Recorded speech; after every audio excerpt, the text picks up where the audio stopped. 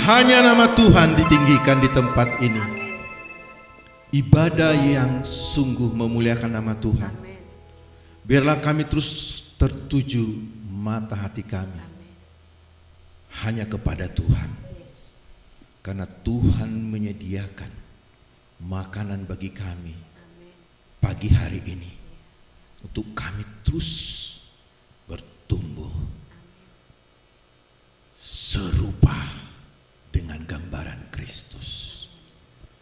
Kami mau terus Engkau bawa naik terus untuk kami Tuhan melihat, mengalami, bahkan kami menyatakan bahwa sungguh janji-janji-Mu ya dan amin. Dengan iman kami boleh melihat nyata sungguh pekerjaan Roh-Mu di dalam setiap kami. Roh-Mu membawa kami ke alam kasih karunia, di mana kami menerima rahmat, kasih karunia dan pertolongan oleh anugerah-Mu. Apapun masalah di semua area kehidupan kami, bahwa sungguh Engkau sudah menyediakan yang terbaik di dalam setiap pribadi kami. Benih ilahi yang Tuhan taruhkan memberikan kepada kami satu kehormatan untuk kami, yaitu potensi ilahi itu untuk kami bergerak maju bersama-sama menjadi berkat di keluarga kami, di tempat di mana Tuhan tempatkan, di kota kami, bahkan pulau demi pulau. Indonesia menjadi Indonesia yang baru, mengalami pemulihan, bahkan lawatan atas semua suku demi suku. Terima kasih Tuhan. Pagi hari ini kami mau mendengarkan suara-Mu. Berbicaralah bagi setiap kami pribadi lepas pribadi, sehingga kami sungguh benar-benar menerima makanan untuk kami bertumbuh serupa dengan gambaran. Terima kasih Roh Kudus, pimpin kami, tuntun kami. Setiap hati kami adalah hati yang siap untuk ditabur dengan benih firman-Mu. Firman yang hidup, firman yang kuat dan lebih tajam dari pedang bermata dua, menusuk sampai kepada tulang-tulang sumsum kami, membawa tubuh kami dibangkitkan. Ada terobosan baru bagi kesehatan kami, bagi ekonomi kami, apapun Tuhan, untuk kami boleh menerima kegenapan janji Tuhan, yaitu kami adalah keturunan Abraham, berhak menerima janji-janji ya dan amin. Terima kasih Tuhan. Berfirmanlah, kami siap untuk menerima kebenaran firman di dalam nama Yesus Kristus. Mari kita yang siap menerima kebenaran firman Tuhan berkata amin. Shalom bagi kita semua. Ya, ibadah di tempat ini adalah di mana Roh Kudus bebas untuk berinspirasi, ya. Tidak ibadah yang kaku. Semua kita terlibat. Karunia-karunia. Ya, terima kasih. Setiap karunia yang Tuhan percayakan, kita tampilkan untuk tujuan memuliakan nama Tuhan. Jadi tidak kaku, misalnya dari sini hanya aturan-aturan seperti ini. Tidak. Kalau Roh Kudus bekerja, tidak ada yang bisa menahan. Saya senang tadi melihat pekerjaan Roh bekerja untuk apa? Setiap kesaksian membawa kita untuk dikuatkan, menyadari, oh iya, saya pun dipakai Tuhan ya. Jadi semua kita untuk bersaksi. Jadi kesaksian yang paling abdol itu adalah kesaksian hidup kita, apa yang sudah kita alami bersama dengan Tuhan. Namanya bersaksi ya, yang mengalami langsung ya. Kalau dulu kan 2000 tahun yang lalu kita nggak bisa saksi, Tuhan yang hadir kan murid-muridnya. Tetapi kita punya Roh Kudus yang bersaksi bahwa kita pun secara roh ada di sana. Karena Roh Kudus yang menjadi saksi. Tanpa Roh Kudus nggak bisa. Puji Tuhan, kita digairahkan terus ibadah ini. Untuk pagi hari ini sepertinya sering lewat seminar, khotbah, bertumbuh ke arah Kristus. Tetapi saya mau kita belajar sama-sama supaya apa? Supaya kita paham. Kadang kita menerima ada judul bertumbuh ke arah Kristus, kita bawa kepada pertumbuhan fisik jadinya. Dibikin dari bayi sampai tua kali ya. Jadi kita dibawa pikiran ini ke situ. Padahal kita ini manusia rohani, manusia roh. Nanti kita banyak belajar, saya hanya bagikan gambaran besarnya karena itu sangat, kalau kita bawa satu persatu detail, bisa nanti berapa tahap ini menyampaikan pelajaran ini supaya apa? Kita paham. Bertumbuh ke arah Kristus sering kita dengar, tapi selalu gambaran kita, makanya saya nggak buat di sini dari bayi merangkak sampai itu langsung dapat gambaran itu. Karena apa? Tampilan visual itu langsung lengket. Gimana sih bertumbuhnya? Dari bayangannya langsung dari bayi sampai orang dewasa pasti nempel di situ. Makanya saya nggak buat. Karena kita ini manusia roh, kita ada di dalam Kristus Yesus. Allah itu di dalam Yesus adalah Allah roh yang secara fisik gak kelihatan. Tetapi makanya dikatakan kan, bagaimana ketika Nikodemus, Tuhan Yesus berkata, roh itu seperti ini, seperti angin. Dari mana asalnya, kemana kita nggak tahu, tapi kita bisa lihat buktinya. Ya kita lihat buktinya, daun-daun, oh iya ya angin ya, oh terasa. Allah itu roh. Jadi kita harus menyadari bahwa kita manusia roh. Makanya sangat konsen Tuhan Yesus ketika dia berbicara ke wanita Samaria, kepada murid-muridnya, bahkan ke orang Farisi. Tubuhku adalah makanan, katanya kan. Langsung pikiran kan otomatis ke, kok bisa dimakan tubuhnya? Darahku adalah benar-benar minuman loh. Gimana ini? Ini ada di sini, di mindset kita. Ini harus memang berulang-ulang, kita harus, makanya pembaharuan, bertobat itu metanoia, perubahan pikiran kan, mindset. Kita harus rubah. Hanya firman yang bisa mengubah. Kita tidak bisa secara fisik, secara manusia pasti kita gambaran pengetahuan yang kita sudah dapat. Oh bertumbuh, oh gimana? Kita langsung bayangkan dari bayi sampai besar. Tapi saya coba menyampaikan ini supaya ini gambaran besarnya, nanti saya akan sambung lagi ke tahap demi tahap. Oke, next ya. Saya ambil pertama, biasanya bertumbuh ke arah Kristus, ada orang berpikirnya bagaimana memulainya bertumbuh ke arah Kristus begitu. Seakan-akan kita di sini, Kristus di sini mengarah kepada satu titik. Ada berpikir seperti itu. Bertumbuh ke arah Kristus. Oh iya, dari mana titik saya?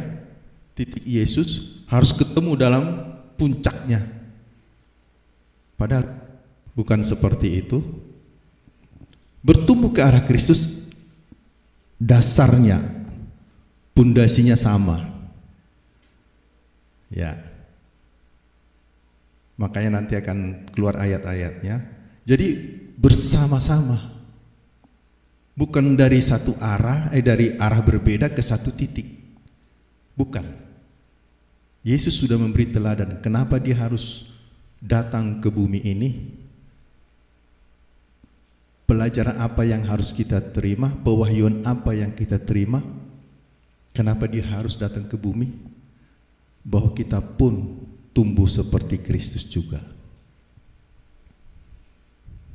Bukan secara fisik. Di sini saya coba kita baca sama ya. Matius 1 ayat 18-21. Ada dimulai dari Yesus, sebenarnya dari Matius 1 jelas. Saya pernah bagikan Matius 1 ayat 16 dari kenapa harus Daud, kenapa Abraham sampai terakhir Yesus Kristus. Ya kan? Yakub memperanakkan Yusuf, suami Maria yang melahirkan Yesus yang disebut Kristus. Tidak disebut Yusuf memperanakkan Yesus. Kalau kita lihat generasi itu, saya sudah pernah sampaikan, kita adalah generasi Kristus. Selanjutnya apa sih? Masa Abraham sampai Kristus doang? Kita adalah generasi Kristus, dilahirkan dari Roh. Makanya di sini dikatakan, saya bacakan, kelahiran Yesus Kristus adalah seperti berikut. Pada waktu Maria ibunya bertunangan dengan Yusuf, ternyata ia mengandung dari Roh Kudus. Ini kita garis bawahi.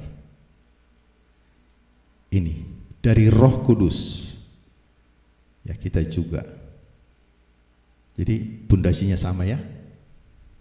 Sebelum mereka hidup sebagai suami istri, karena Yusuf suaminya seorang yang tulus hati dan tidak mau mencemarkan nama istrinya di muka umum, ia bermaksud menceraikannya dengan diam-diam. Lanjut, tetapi ketika ia mempertimbangkan maksud itu, malaikat Tuhan menampakkan kepadanya dalam mimpi dan berkata, Yusuf anak Daud, janganlah engkau takut mengambil Maria sebagai istrimu, sebab anak yang dikandungnya adalah dari Roh Kudus. Ini mulai dasarnya. Ia akan melahirkan anak laki-laki dan engkau akan menamai dia Yesus, karena dialah yang akan menyelamatkan umatnya dari dosa mereka. Jadi kenapa saya 18-21, karena ada catatan penting di sana bahwa Yesus pun dikandung dari Roh Kudus. Inilah dasarnya. Apakah kita juga begitu? Jadi bukan dari berbeda arah, bukan menuju ke arah Kristus, tetapi bersama-sama. Dia memberikan teladan, dan Bapa kita sungguh luar biasa. Tidak mungkin kita tidak dari Roh, tidak akan bisa bertumbuh seperti Kristus, nggak bisa. Harus dari benih Roh Kudus yang sama, di mana Roh Kudus juga. Next, ayatnya berikut. Ya, saya bagikan ini banyak pendapat ya. Nanti dikatakan, kok Bapak melahirkan anak, kita punya Bapak? Yang pasti pertama, kita adalah anak-anak Allah. Bagaimana bisa ya Tuhan melahirkan? Kita harus pastikan bahwa orang dunia di luar Tuhan tidak bisa menilai secara rohani. Ini harus dasar sangat pondasi sekali ya. Tetapi dikatakan, orang rohani bisa menilai segala sesuatu. Jadi kalau kita mendengarkan informasi-informasi mau lewat YouTube, sosial media, ada perdebatan, biarkan saja. Karena mereka tidak bisa menjangkau, tidak bisa menilai, dan tidak mengerti. Sedangkan bangsa Israel juga masih dikatakan sampai sekarang. Dikatakan apa? masih tertutup. Ada selubung itu masih tertutup. Ketika percaya kepada Yesus baru dibukakan. Ya kan? Ketika lahir, datang Herodes, dipanggil semua ahli-ahli Taurat. Di mana raja itu katanya lahir? Kan dipanggil kan? Oh iya, raja lahir di Bethlehem. Raja ini. Tapi apakah dia pergi? Enggak. Malahan yang gembala yang ke sana. Yang mendapatkan itu, kebenaran itu tidak. Karena apa? Terselubung. Masih ditutup mata rohani mereka. Bukan langsung senang. Ayo semua berangkat rame-rame. Enggak. Demikian juga. Apalagi yang di luar Tuhan. Mereka membuat satu konsep dengan pola secara pengetahuan untuk menangkap secara rohani enggak bisa. Tetapi anak-anak Tuhan mengerti karena ada Roh Kudus. Kita lihat di sini 1 Yohanes 3 ayat 9. Setiap orang yang lahir dari Allah tidak berbuat dosa lagi, sebab benih ilahi tetap ada dalam dia dan ia tidak dapat berbuat dosa karena ia lahir dari Allah. Orang bingung yang baca ayat ini, gimana ya? Tidak bisa berbuat dosa. Ini langsung diterapkan ke dirinya secara lahiriah. Makanya kita harus kalau menerima kebenaran kita lihat kepada Tuhan. Jangan kepada diri kita, itu Taurat. Melihat langsung perbuatan. Melihat langsung kepada, kalau seorang bayi, anak-anak berbuat sesuatu yang salah, gimana orang tuanya? Apakah dia langsung marah-marah? Dia tahu anak ini pasti jatuh bangun, tapi selalu dia beri makanan yang terbaik. Dia tidak concern kepada perbuatannya, tapi dia concern untuk makanannya, supaya dia bertumbuh. Kalau concern kepada perbuatan, mungkin anak-anak bisa-bisa habis itu ya. Wah ini kamu ini berbuat hari lepas hari, udah saya bilang jangan melakukan lagi. Karena dia tidak tahu, masih anak-anak. Jangan terlampau concern kepada apa yang kita lakukan. Dikatakan di sini setiap orang yang lahir, berarti kita lahir dari Allah. Tadi Yesus, bagaimana tadi jelas ya? Roh Kudus turun atas Maria. Dari Roh Kudus, bukan dari benih. Nanti ada firman-Nya 1 Petrus 1 ayat 23. Jadi saya kan sudah anak Tuhan, tapi kok melakukan hal-hal yang tidak berkenan. Terkadang kita menyamakan semua dalam satu konsep. Misalnya contoh, agama dan sekuler, rohani dan sekuler. Ini terkadang kita beda-bedain semua. Padahal agama dengan Kristen sudah beda. Tuhan nggak membawa agama, dia membawa hidup.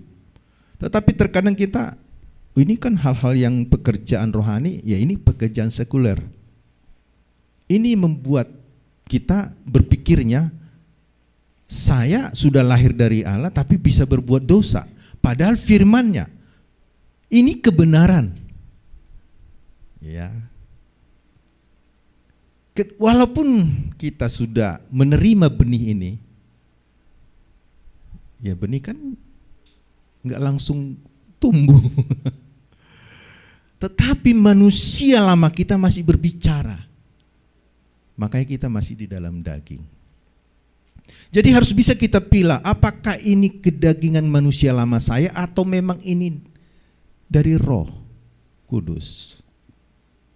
Makanya Rasul Paulus berkata, aku pingin yang baik, tapi kenapa muncul ini ya, yang saya buat malahan yang lain. Kalau bisa ya saya lepas, kalau bisa lepas dari tubuh ini kan. Namanya bersifat daging, bersifat fisik lahiriah. Manusia lama kita masih berbicara di pikiran, hati kita masih kita dalam daging. Tetapi jangan sampai kita hukum. Makanya banyak orang merasa bersalah, terdakwa ketika manusia. Makanya anak Tuhan tapi masih ingat masa lalu, makanya berbicara masa lalu. Apalagi masa lalunya kurang baik, mendominasi. Padahal katanya benih ilahi sudah ada. Jadi kita bukan direparasi gitu, diciptakan baru. Bukan manusia lama kita perbaiki enggak, diciptakan menjadi serupa dengan Kristus. Berarti rohnya berbeda. Ini roh, ini benih ilahi.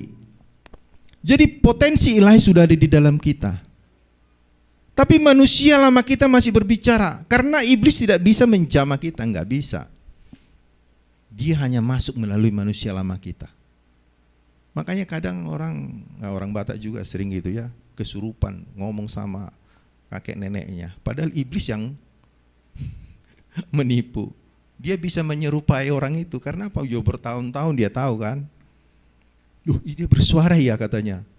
Bersuara. Nah, inilah yang iblis masukin ke kita. Makanya Galatia 5 ayat jelas itu 16 itu. Maksudku ialah hiduplah oleh roh. Maka manusia daging itu menyingkir itu. Jadi jangan kita berantem dengan diri kita. Aduh, aku sudah gini, begini lagi. Jadi berantem dengan dirinya, akhirnya sakit. Namanya gelap terang itu berbeda. Makanya pernah saya katakan ya, kalau ini kita matikan, listrik ini gelap. Tapi kalau kita hidupkan, gelapnya kemana? Enggak bisa bertahan gelap ketika terang. Makanya hiduplah oleh roh. Jadi enggak usah kita tengking-tengking, capek kita. Kecuali pelayanan khusus ya. Makanlah yang rohani. Itu tidak kuat itu. Dia menyingkir sendiri. Jangan capek konsentrasi kepada persoalan kita. Masalah kita berantem sendiri. Aku Tuhan sudah begini, kenapa begini? Manusia lamanya, iblis masuk mendakwa, mengintimidasi. Padahal kita tahu, iblis enggak mau potensi ilahi di dalam kita bertumbuh. Kalau kita menyadari, kita ini adalah orang-orang yang luar biasa, ada potensi ilahi dalam kita. Di dalam benih itu, semua sudah ada. Ibaratnya kalau biji mangga, benihnya, daunnya sudah di situ, batangnya sudah di situ, semua, padahal kecil, ditanam. Kita hanya tanam aja kok. Ya kan? Jadi, potensi kita, kalau benih satu ditanam, dia bisa menghasilkan bisa 50, bisa 100 pohon. Karena ketika benih itu, dia akan berbuah dan menghasilkan lagi benih-benih. Bayangkan kalau 100 benih itu bertumbuh, bisa satu kebun. Satu kebun bisa jadi satu hutan. Jadi potensi ilahi unlimited di dalam kita. Kalau ini kita sadari, wow, saya ini adalah orang yang dipakai Tuhan bagi bangsaku. Jadi kalau kita berdoa bagi bangsa, ya amin. Karena kita potensi ilahi ada di dalam kita. Tetapi ini selalu dihalau dengan manusia lama kita. Karena apa? Tidak mau makan rohani. Tidak mau. Padahal dia punya potensi. Jadi setiap kita bisa menjadi berkat bagi bangsa. Bahkan bagi dunia. Karena satu benih bisa jadi hutan. Wah, luar biasa. Inilah benih ilahi. Di mana benih Tuhan tidak bisa dibatasi. Luar biasa kalau kita paham ini. Setiap orang yang lahir dari Allah tidak berbuat dosa lagi. Yes, karena kita di dalam Kristus.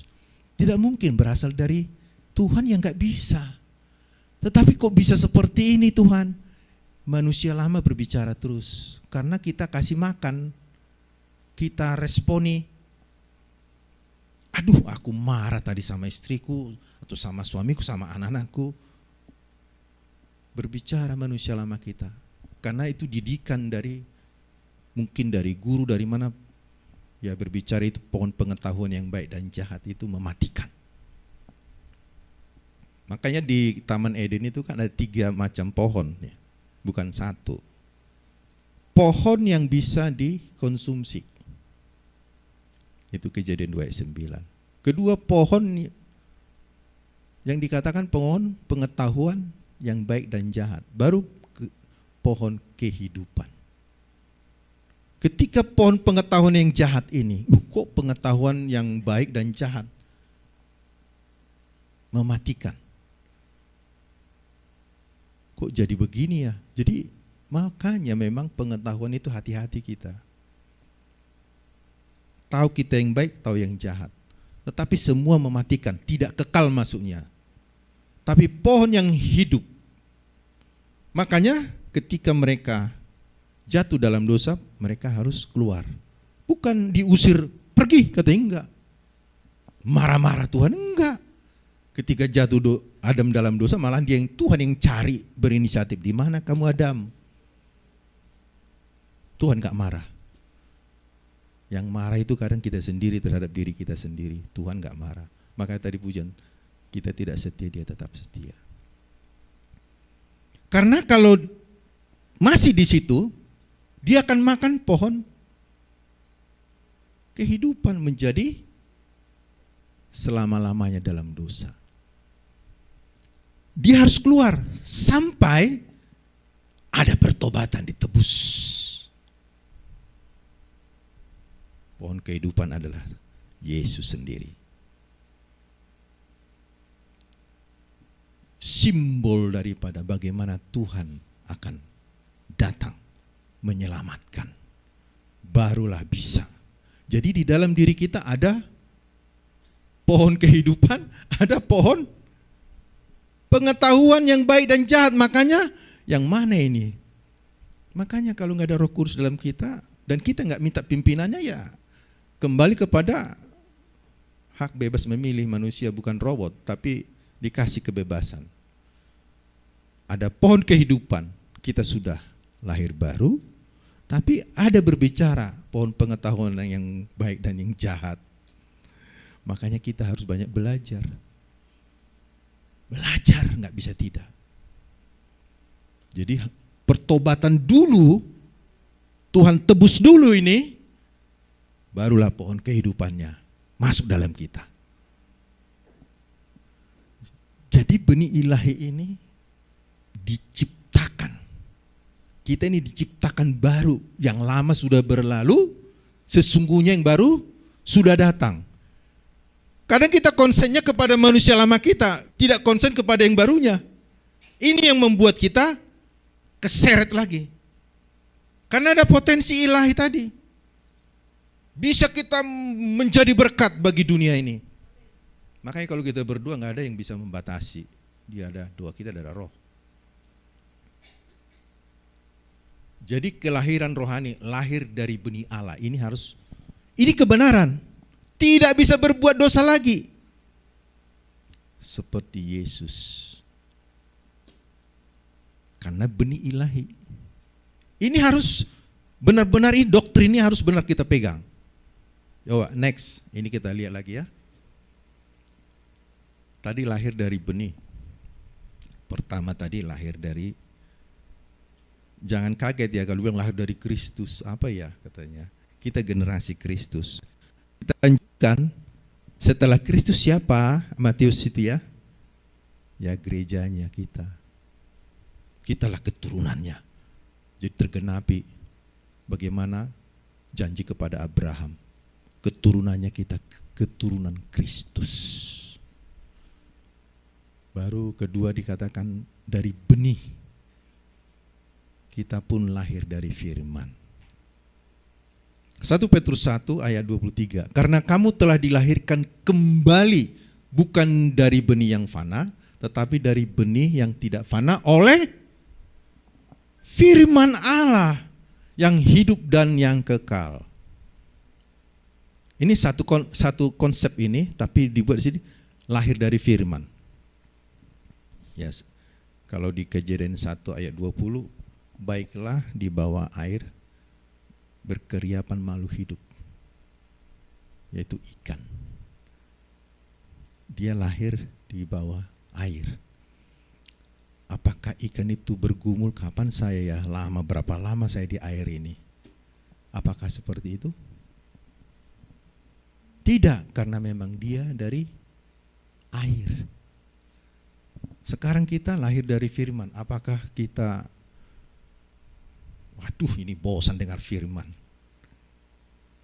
apalagi baca firman. Seharusnya kita lahir dari firman.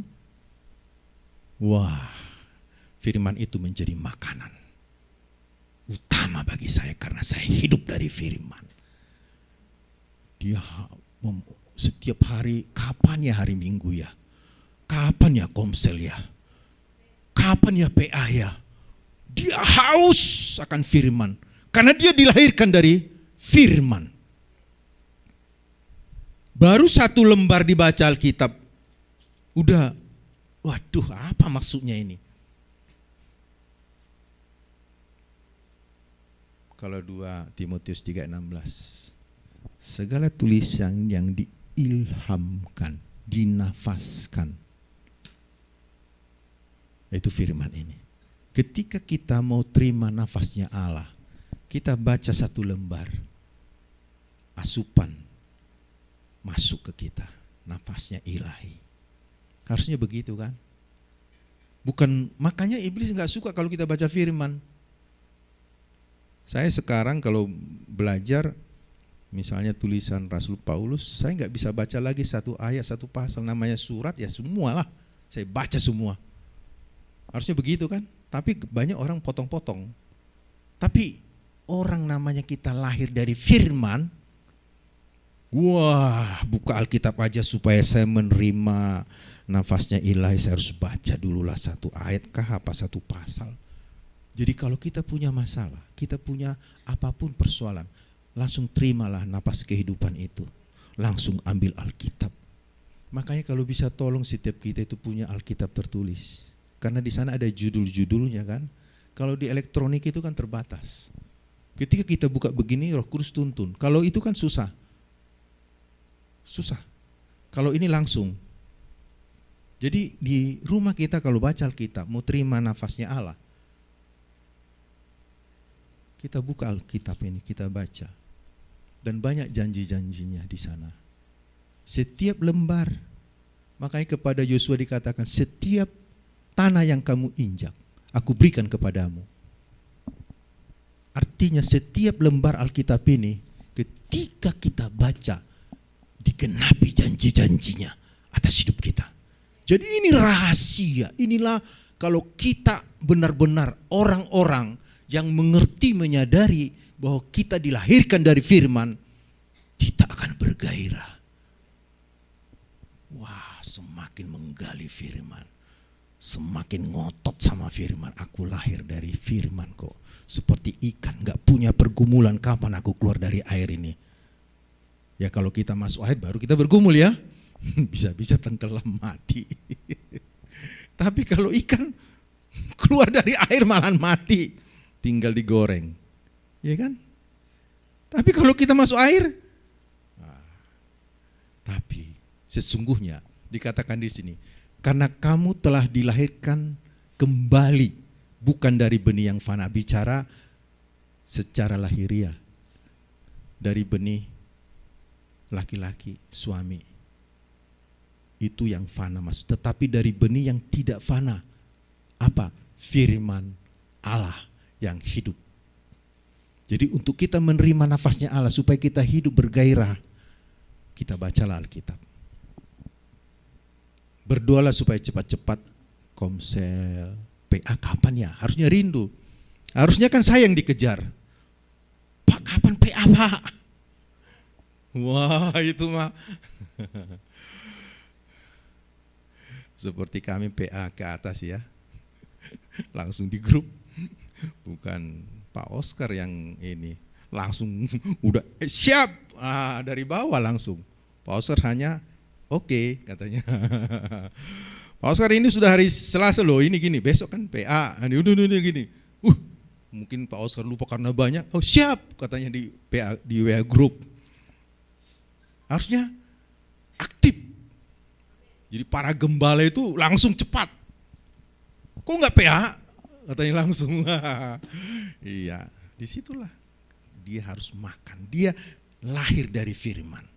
Dia mau terima firman supaya kehidupan dia benar-benar hidup. Ya. Jadi ada 3 yang menjadi dasar kita bertumbuh. Dasar pertama adalah dari roh, dari benih ilahi, dan dari firman. Inilah sama-sama bertumbuh. Jadi Tuhan Yesus datang ke dunia ini diutus. Hal yang sama pun, kita pun sama. Jadi enggak dari beberapa arah ke satu titik, enggak, sama. Ya. Oke, lanjut lagi. Kita melihat di sini bagaimana Roma 8 ayat 28. Makanya kalau saya membaca ini selalu dari Roma 28, apa sih? Kita tahu sekarang bahwa Allah turut bekerja dalam segala sesuatu mendatangkan kebaikan bagi mereka yang mengasihiku. Harusnya dibaca poinnya 29-nya. Kenapa Tuhan selalu bekerja dalam segala sesuatu? Kenapa ya? Untuk kita dibawa ke ayat 29. Iya, kita tahu sekarang bahwa Allah bekerja. Iyalah, bagi orang yang mengasihi. Karena orang yang dikasihi, dia akan dibawa kepada serupa segambar dengan dia. Makanya kita benar-benar ditatap, dibawa makanan. Makanya apapun persoalan kita, makanya tadi, setiap rambut kita pun dia tahu. Jadi dasarnya kenapa 28 itu ayatnya seperti itu, karena ada 29 harus digenapi. Wah, luar biasa. Sebab semua orang yang dipilihnya dari semula, mereka juga ditentukannya dari semula untuk menjadi serupa dengan gambaran anaknya, supaya anaknya itu menjadi yang sulung di antara banyak saudara. Jadi kita tahu dia terus membentuk kita, terus diproses, terus menjadi, berarti menjadikan proses, menjadi. Jadi paham kita ayat 28? Bersyukur kalau kita katakan kita tahu sekarang aku. Apapun persoalan kita endingnya yang baik ternyata rupanya. Ternyata mau dibawa saya menjadi serupa. Tahu-tahu saya juga saudaranya, kan begitu kan? Yesus sebagai, kalau orang Batak bilang abang kita. Anaknya, jadi dikatakan anaknya itu menjadi yang sulung. Berarti kan dia duluan. Kita semua sama. Keturunan Kristus sama semua. Dibawa. Kita sudah diproses. Kita percaya janji Allah di ayat 28. Kita tahu. Kalau belum sadar, sekarang tahu ya. Kan begitu. Saya sudah tahu ya. Ternyata nggak pernah lepas perhatian Tuhan karena saya mau, ini inisiatifnya Tuhan luar biasa, bukan karena dari kita. Makanya kita banyak bersyukur, bukan inisiatif kita. Karena kehendaknya, itu firman Tuhan dikatakan. Karena kehendaknya, kalau kita baca Ibrani 10. Karena kehendaknya kita dikuduskan oleh persembahan tubuh Kristus sekali dan untuk selama-lamanya. Jadi tidak ada 2 kali pertobatan, datang lagi Tuhan disalibkan, enggak. Tapi kita melihat ke diri kita, ini kan Taurat lagi. Iblis enggak mau lagi sekarang menginikan anak-anak Tuhan supaya kita berbuat hal-hal yang tidak berkenan di hadapan Tuhan dengan cara, tidak. Dia kembalikan lagi lah Taurat itu. Udah kembalikan biar mereka tertuduh terus. Artinya apa? Kalau bicara Taurat, bicara kedagingan, firman Tuhan gitu ya. Daging dan roh. Jadi kalau bicara roh, bicara kebenaran. Kalau bicara Taurat, kedagingan oleh karena perbuatan. Namanya daging ya, fisik ya. Perbuatan. Tapi di dalam perjanjian baru roh, kebenaran. Ya. Jadi kalau kita sadari betul, ini semua inisiatifnya Tuhan. Mulai dari kejadian pohon kehidupan itu, dia genapi sekarang dalam kita. Bagian kita cuma apa? Percaya. Makanya Ibrani 11 ayat 6. Tetapi tanpa iman, tidak mungkin berkenan kepadaku. Karena dia yang melakukannya dengan sempurna di atas kayu salib. Jadi semua warisan janjinya yang dia lakukan di atas kayu salib hanyalah untuk kita. Hanya percaya, tapi namanya Taurat ya, kalau bukan ada apa ya, bagian kita lakukan dengan kekuatan, seperti nggak abdol, masa bisa. Kita hanya percaya. Setelah percaya, meyakini, menerima itu semua, barulah buahnya kelihatan. Perbuatannya bukan karena untuk dia jadi benar. Bukan. Ada orang mencoba benar dengan cara kekuatannya. Makanya itu agama. Agama itu mengajarkan perbuatan. Aku akan hidup kudus, aku akan benar. Ketika dia nggak sanggup, kecewa. Aduh, jatuh lagi. Berjanji lagi dia, ya Tuhan, mulai besok saya tidak lakukan ini lagi, tidak marah-marah lagi. Saya akan lakukan dengan segenap kekuatanku. 2-3 bulan, jatuh lagi. Sehingga dia tertuduh. Padahal Tuhan katakan, sekali pengorbanannya di kayu salib, dia sudah selesaikan. Kenapa kita enggak ambil itu kebenaran itu? Tetapi manusia lama tetap bicara. Tapi firman Tuhan katakan di sini, inilah inisiatifnya Tuhan. Kita dibawa. Kalau kita melihat perbuatan kita, ya sudah, mungkin disitulah kita akan berkata, udahlah Tuhan, saya tidak bisa. Memangnya pekerjaan Tuhan karena inisiatifnya kita. Dia sudah terlanjur kasihnya luar biasa. Dia bukan manusia, dia adalah Tuhan. Dia benar-benar kita itu adalah ciptaan yang paling dikasihi. Yang paling, makanya sampai diberikan yang terbaik, anaknya yang tunggal. Pada mulanya adalah firman, dan firman itu bersama-sama dengan Allah, dan firman itu adalah Allah. Firman itu di ayat 14 menjadi manusia. Sebelum manusia bukan Yesus, ya firman tadi katanya. Tapi setelah menjadi manusia, dia jadi Yesus, dia memanggil Bapa.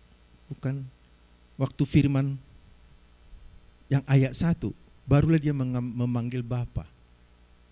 Supaya kita pun memanggil Bapa. Semakin dekat, terhubung.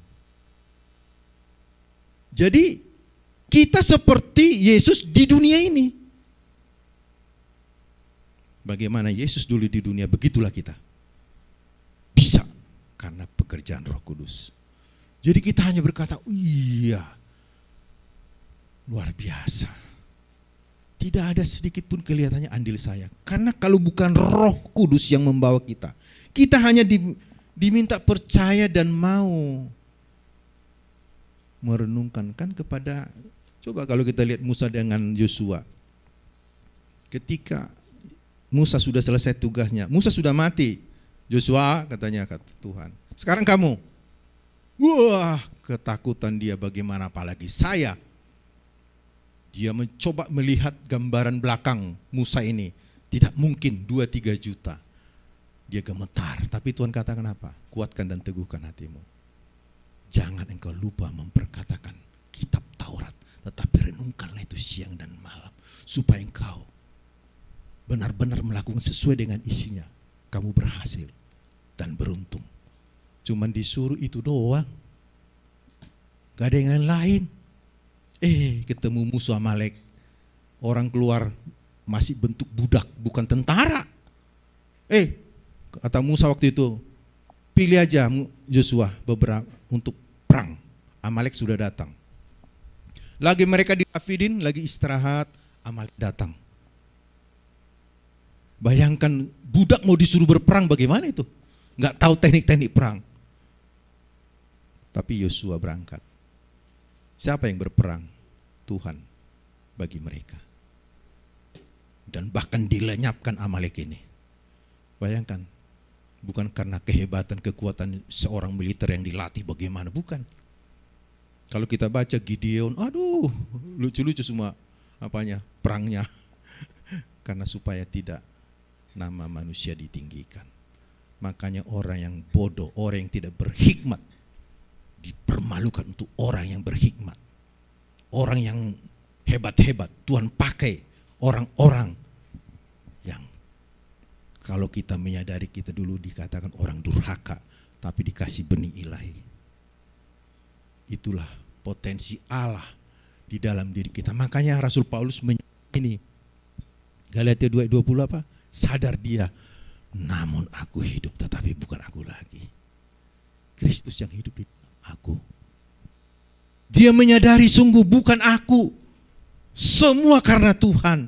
Aku dulu orang begini-begini, dia dikatakan sampah semua. Mungkin dia profesor kali ya. Padahal dia itu gurunya Gamaliel itu paling tertinggi, guru besar.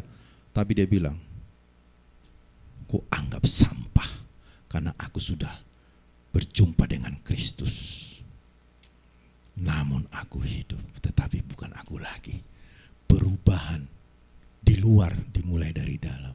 Nanti akan saya sampaikan bagaimana kita bertumbuh. Bukan dari luar, tapi dari dalam. Next. Ya, lanjut. Apa yang terutama untuk bertumbuh? Ya jelas ya. Kalau bayi mau bertumbuh ya dikasih makan lah ya. Dikatakan di sini Matius 4 ayat 4, ketika dicoba ya kan, udah lapar, ini jadikanlah batu ini menjadi roti katanya. Tapi Tuhan katakan, manusia hidup bukan hanya dari roti, tetapi dari setiap firman yang keluar dari mulut Allah. Jadi kalau firman yang tidak keluar dari mulut Allah, tidak ada kuasa. Firman yang sama tulisan bisa orang buat jadi pengetahuan, jadi perdebatan. Tetapi firman yang Roh Kudus hidupi, itu yang dikatakan, yang masuk ke hati kita, itu yang dari mulut Allah. Dengan Alkitab yang sama bisa dibawa kepada kesesatan. Karena dia buat pengetahuan sampai di pikiran, enggak sampai ke hati. Maka dikatakan Tuhan firman-Nya, jagalah hatimu dengan segala kewaspadaan, karena dari situlah terpancar kehidupan. Artinya kita harus isi hati kita dengan firman. Kita isi, bukan sampai di sini. Di sini ke hati. Maka dia tetap Yesus menjawab, ada tertulis manusia hidup bukan dari roti saja. Artinya bicara makanan. Kalau manusia kan makanan itu hanya untuk tubuhnya. Ya kan? Hanya untuk tubuhnya saja.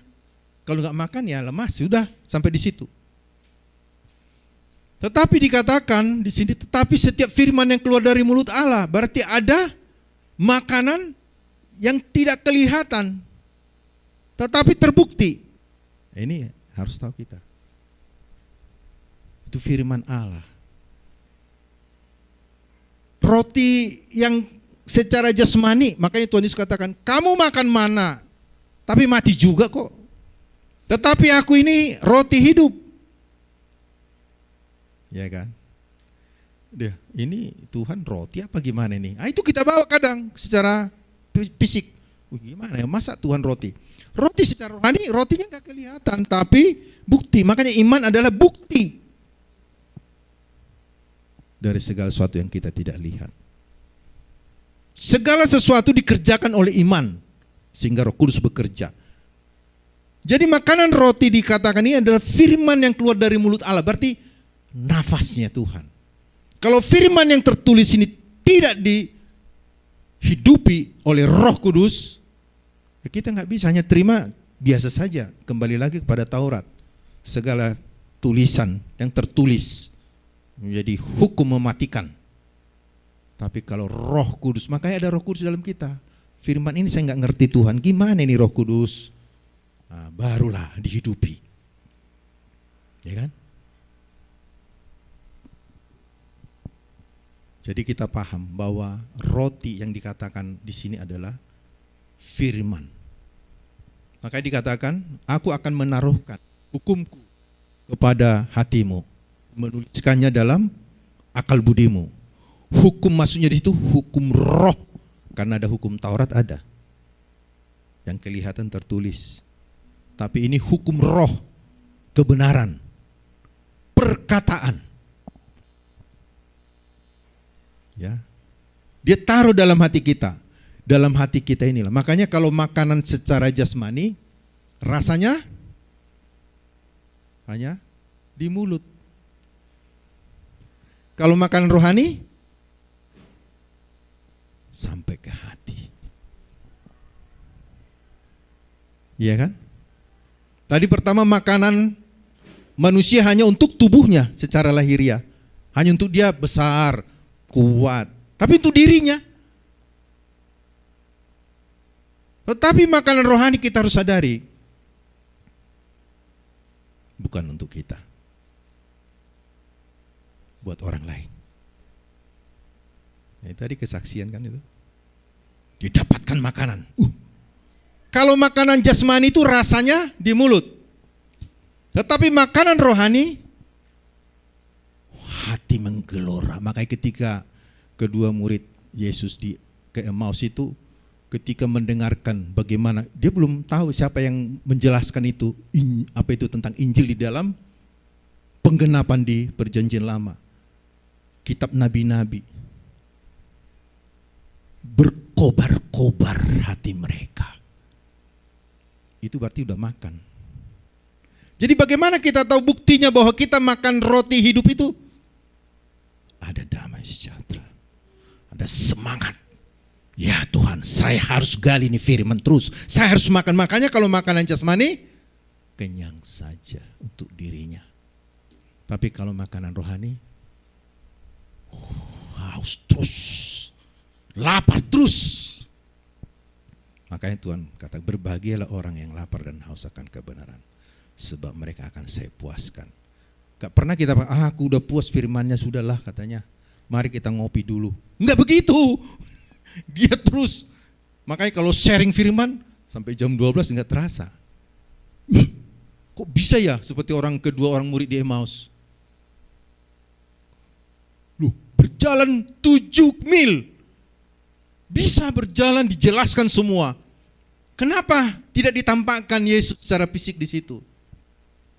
Ini pengajaran kepada kita juga. Apa yang kita ambil pelajaran dari situ?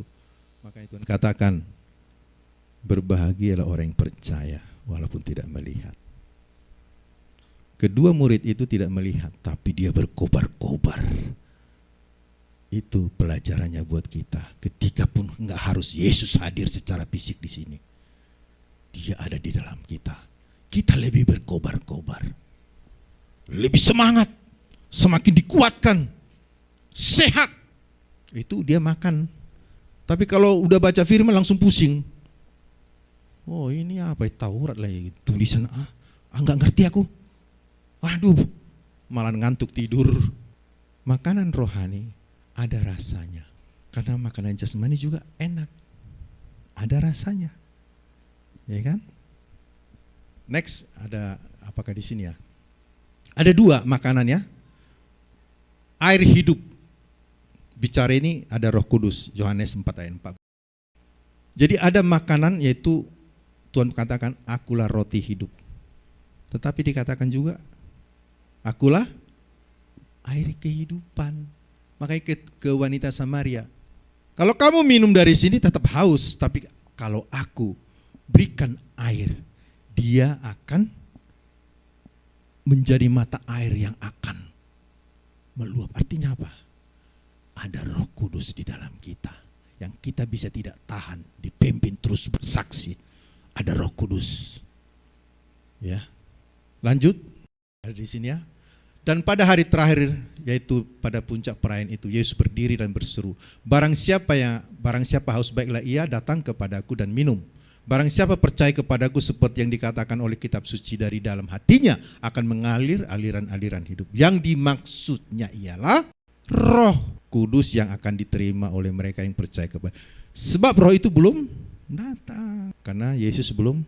Makanya Tuhan katakan, aku akan kirim Rohku. Itulah air kehidupan, bicara tentang air yang meluap dari dalam, bukan dari luar. Dari dalam mempengaruhi luar. Jadi kalau kita haus dan lapar bukan untuk kita, buat orang. Makanya kalau dia sudah makan rohani, dia nggak kuat, dia nggak tahan, dia akan pergi. Setiap ngomongannya puji Tuhan, ini karena Tuhan. Wah, luar biasa Tuhan itu. Aku mau cerita loh, ini kesaksian saya. Begitulah dia. Segala perkara dapat kutanggung dalam Yesus. Bukan di dalam kekuatanku karena saya hebat, saya punya pengetahuan, punya rumus ini ABC, enggak. Tapi karena dia punya Roh. Ini makanya dikatakan kalau di Yohanes 1:12 kalau salah. Tetapi mereka yang menerima diberinya kuasa untuk menjadi anak-anak Allah, yaitu mereka yang percaya. Bicara di situ kuasa itu Roh. Makanya Tuhan memberikan Roh supaya kita menjadi anak-anak Allah. Kita memanggil Bapa. Yesus pun memanggil Bapa. Kita memanggil Bapa. Serupa, segambar. Kita memanggil Bapa yang sama. Bertumbuh. Next. Ya saya coba cepat ya. Nah, ini kesimpulannya sebenarnya, kita bertumbuh, makanannya adalah roti dan air. Jadi ada dua makanan untuk kita bertumbuh. Jangan konsentrasi kepada apa yang kita lakukan, apalagi yang negatif. Makan terus. Tujuannya makan. Makanya ke Yosua, jangan lupa engkau memperkatakan kitab Taurat. Bicara kitab Taurat di situ bukan hukum Taurat ya, secara keseluruhan firman Tuhan itu maksudnya, ya. Firman Tuhan. Boleh dibuka ayat di Mazmur 119 ayat 103 ini ya. Saya coba sedikit ini supaya ada pegangan kita. Boleh? Sebenarnya panjang lebar ini, tapi saya waktunya sudah ini ya. Satu lagi aja. Mazmur 119 dikatakan tadi ada pujiannya. Firman itu lebih daripada, tadi katakan lebih dari perak, emas, ini manis lebih daripada madu. Janji-janji Tuhan. Saya bacakan saja. 119 ayat 103. Betapa manisnya janjimu itu bagi langit-langitku. Betapa manisnya firman. Jadi dia punya rasa manis. Lebih daripada madu bagi mulutku. Jadi kalau kita tahu rasa manis, ternyata firman lebih manis. Ya kenapa enggak? Kita hidup dari firman, berarti senang hidup di dalam firman. Jadi orang yang hidup, yang lapar, dia akan punya kekuatan untuk dia boleh terus belajar firman. Dia senang dengar firman. Itu tandanya bahwa dia bertumbuh. Jadi jangan bertumbuh, dibayangkan bayi sampai enggak. Bisa kita rasakan. Ya. Ketika kita dengar firman seperti ini, berkobar-kobar hati. Dia orang yang haus. Dia pasti senang dia. Tapi kalau tidak, harus bertobat. Perubahan mindset, pandangan kepada Allah, bahwa Allah mengerjakan yang baik bagi kita. Pandang kepada Allah, itu mindset kita. Lihat kepada Tuhan. Jadi bertumbuh secara rohani. Sama seperti Kristus. Dia punya dasar. Kita adalah benih ilahi yang punya potensi. Kita hidup dari firman. Kita dilahirkan dari firman, kita dilahirkan dari Roh, dan kita adalah keturunan Kristus. Secara rohani, dibicara secara rohani. Dan makanan yang kita dapatkan ada rasa. Dibuktikan daripada hati kita. Ada suka sukacita, damai sejahtera. Ada kekuatan hati berkobar-kobar, ada kehausan. Kalau makanan rohani tidak pernah langsung aku udah kenyang, udahlah selesai. Enggak. Yang dimaksud kepuasan secara supranatural adalah dia terus seperti wanita Samaria. Ketika dia terima, rasakan wanita Samaria, satu kota bertobat. Bukan untuk dia, tapi untuk diberitakan. Itulah makanan rohani, bukan untuk dirinya. Makanya buah itu bukan untuk ranting buahnya, untuk pohonnya enggak, untuk orang lain. Mari kita renungkan firman Tuhan ini, bahwa kita harus makan. Makanan itu roti hidup. Masih ingat enggak wanita Kanaan? Remah-remahnya saja sudah cukup Tuhan. Anak saya yang kerasukan, yang sakit sembuh. Remah-remahnya. Wanita Kanaan bukan keturunan daripada orang Yahudi. Karena Tuhan katakan, aku tidak mau. Ini roti buat anak-anak, artinya orang Israel. Tetapi bukan untuk anjing. Karena ada mereka dipanggil di luar Yahudi adalah anjing. Tapi dia sadar, memang saya bukan orang Yahudi. Tapi dia dapat janji Tuhan. Dia tahu firman Tuhan. Dia tahu siapa ini Yesus. Sementara orang Yahudi nggak tahu. Dia bilang hanya remah-remahnya saja. Kita bukan remah-remah. Kita dapat roti utuh. Yaitu Yesus. Utuh. Makanya kalau dikatakan yang jatuh itu untuk saya cukup. Karena dia tahu bangsa Israel menolak Yesus roti hidup itu. Tetapi bagi kita yang menerima dapat utuh. Inilah yang menggairahkan kita untuk kita menerima bagaimana Allah sudah menyediakan yang terbaik. Mari kita berdoa. Tuhan, kami bersyukur Tuhan. Kami adalah manusia roh. Sebagaimana Yesus datang ke bumi ini, pewahyuan yang baru bagi kami bahwa kami adalah yang diciptakan segambar serupa dengan Kristus. Yesus ia anak yang sulung di antara kami sebagai saudara-saudaranya. Secara akal kami tidak bisa, tetapi karena inisiatifmu Tuhan, Tuhan angkat kami, Tuhan bawa karena Tuhan sudah memilih kami untuk kami menjadi serupa segambar dengan Tuhan. Bawa kami Tuhan supaya terus haus dan lapar akan firman-Mu. Selalu kami memperkatakan firman supaya iman kami bertumbuh. Kami percaya Tuhan setiap kami yang mendengarkan Roh Kudus yang bekerja. Menggairahkan kami terus belajar, mengeksplor, bahkan terus mengejar firman Tuhan. Senang hari Minggu, senang komsel, senang PA, mengejar terus sampai puas. Tetapi kepuasan ilahi tidak pernah puas sampai Tuhan memanggil kami. Kami percaya Tuhan. Tuhan membawa kami terus sampai segambar dengan Tuhan. Terpujilah nama Tuhan, sungguh di dalam nama Yesus Kristus. Kami sudah berdoa dan mengucap syukur. Amin.